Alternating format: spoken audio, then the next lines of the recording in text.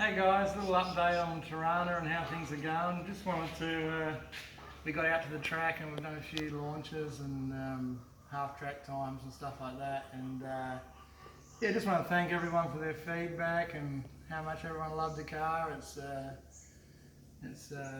We really appreciate it, and it keeps us going and driving to get the things sorted out. One thing we have found, we've done probably 15 passes on the dyno and lots of burnouts and runs, and yet categorically the window is not going to get burnt to the ground.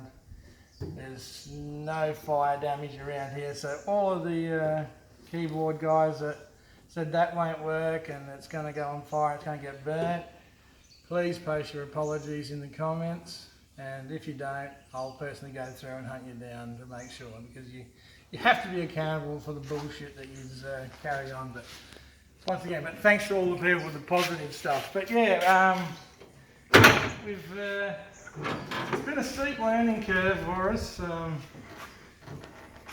going from the blow-on alcohol stuff that we've done for so long, going to like an EFI car like this. And I guess I compare it to you know, having two different types of girlfriends or two different types of women, you know, like the blow-on stuff's like a good old country girl that likes it nice and rough, where this EFI stuff, it likes to be caressed and wined and dined and 69'd, and it's just completely different. So we're really just finding our feet with what the car wants.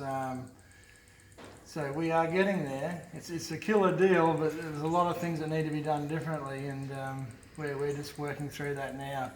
But a few questions people have asked me: what horsepower did the car make? So we got the car on the dyno, the boys got the fuel trim all sorted, and we went from 15 pounds, 20 pounds, 25 pounds, and we were like 700, 800, 900 horsepower. And we stopped there because the intake charge was getting a little bit hot. We needed to get a fan on the transcooler.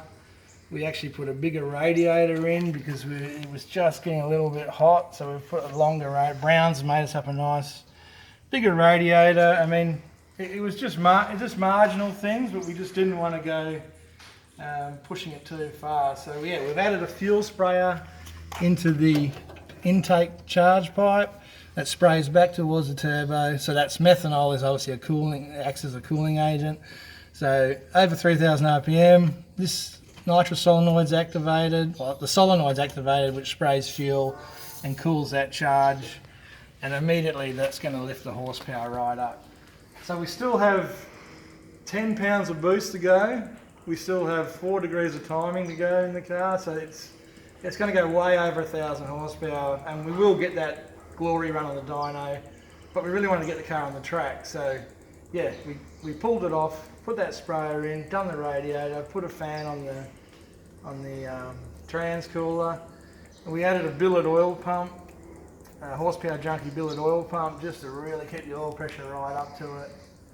And we had to put a bigger puke tank on there. So they're just all little things like that we wanted to get done, and get it down the track and start working on getting the guy's license. So another thing we did was we added a nitrous kit to help the car spool. It was taking like 5 to 6 seconds to spool up.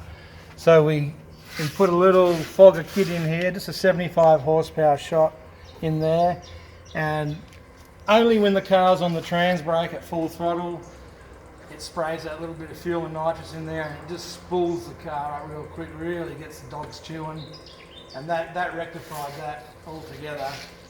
So that was another great thing to get sorted out, so we can get out on the track. So yeah, the horsepower at the moment we got to 900. That's at the rear wheels. It will be a lot more than that. Another question we've been asked is, what times has it done? Well, we haven't done any times yet. We're basically, the car's turned right down to probably 500 horsepower. We're trying to get both the boys licensed, and Connor's got to the final stage of his licensing, and then Bailey will, the next opportunity to get, he'll start his. So what times? The car will run a 10, and then it'll run a 9, and then it'll run an 8 as we bring the power on, and from there it could do anything. But So yeah, there's no times. And another thing is what expectations we have for the car. We really just want to have fun as a family, and we're going to look good doing it. So whatever it does, but we want to try and keep it in one piece. The boys put heaps of money into the car, so as long as we're out there having a crack, we're pretty happy. So yeah, no real great expectations. Another thing I was asked by a couple of people is what's the difference between the radial tyre or the setup for a radial tyre and for the slicks. So that's another thing we've got to learn. We haven't run a radial tyre before, but in actual difference to look at, the radial, this is a drag slick. It's a cross ply construction, so it has no steel belts, no integrity at all in the sidewall, and same within the bag. So a radial tyre is a steel belted radial. It's a stiff sidewall, and as far as the compound goes on the tyre, they both have a nice soft drag slick compound, but the radial tyre has a lot more sidewall integrity, and this tyre will be far more stable in the top end of the track, where this tyre will wallow around a little bit. And they both require much different suspension setup. So this tyre, a drag slick, you will have the front lift up, you'll have soft rear, it will slam weight onto this tyre, spread the tyre out, make a big footprint, it will crinkle the tyre a little bit and give you a whole shot out of the hole. So on a lower horsepower with this slick, you're transferring weight back, spreading the tyre, it crinkles up and you get a whole shot, and you're not looking for a ton of wheel speed. And with this size of tyre, you're just looking for it to hook up and go down the track. So with a radial, you're looking to basically do the opposite. You're looking to slam the diff into the ground, so the 4-link setup will be, the bottom bar will be far more skyward. You're looking to plant the tyre into the ground, and you'll actually see the car separate. And you're trying to drive the diff under the car, and not as much lift on the front end. But these are things that we've got to learn. Like we know nothing about it. We've just got a basic anti-squat set up in the car. A couple of times it's gripped, and a couple of times it hasn't. So we've got a ton to learn there. But the basics of it is the construction of the tyre.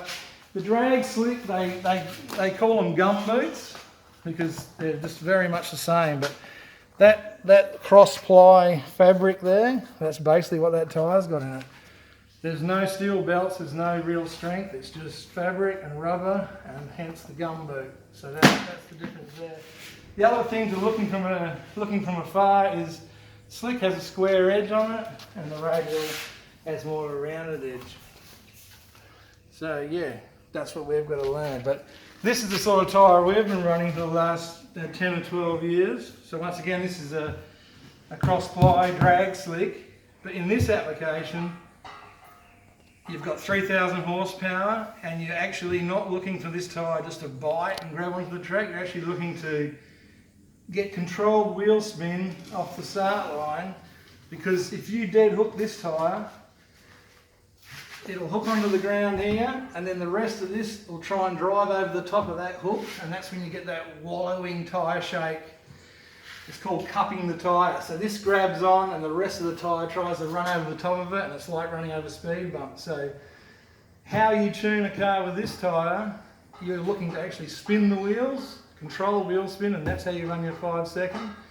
With this tyre, you're basically looking just to dead hook it, heaps of weight transfer, crinkle it up, and the whole shot out of there. And then this tyre is looking for a completely different thing. But don't ask me how you do it. But in the next few months, we'll be sure giving it a good try. Catch you next time.